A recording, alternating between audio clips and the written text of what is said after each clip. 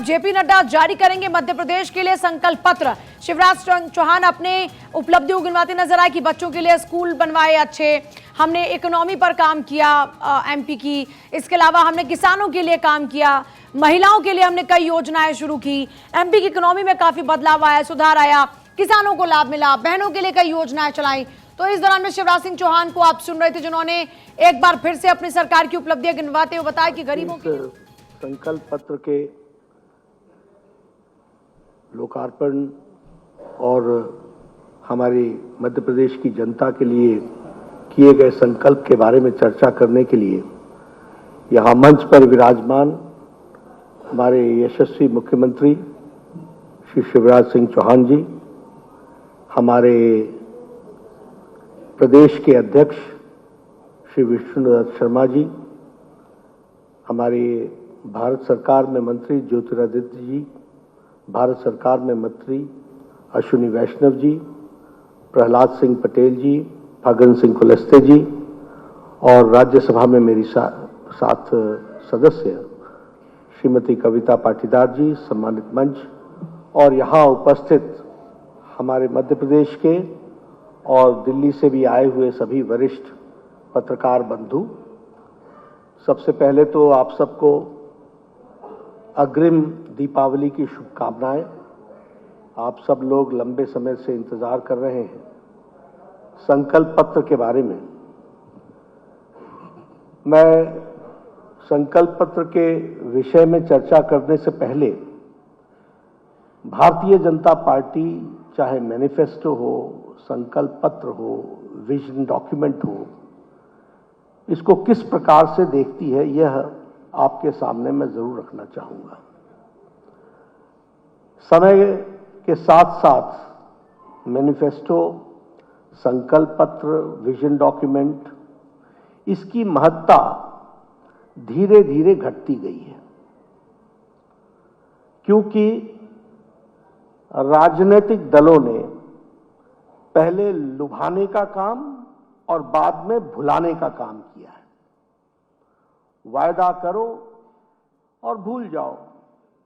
और जनता को गुमराह करो। लेकिन भारतीय जनता पार्टी एक अकेली वैसी पार्टी है जिसने इस डॉक्यूमेंट को अपना, जिसे कहा जा सकता है कि रास्ता, रोड मैप का जरिया बनाया है और उसको लेटर और स्पिरिट में इंप्लीमेंट करने का काम किया है। यह हमारा ट्रैक रिकॉर्ड है।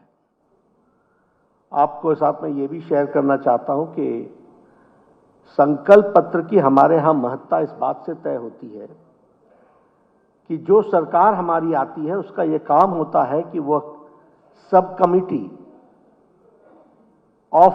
कैबिनेट मिनिस्टर्स बना करके उन सारी चीजों को इंप्लीमेंट कराए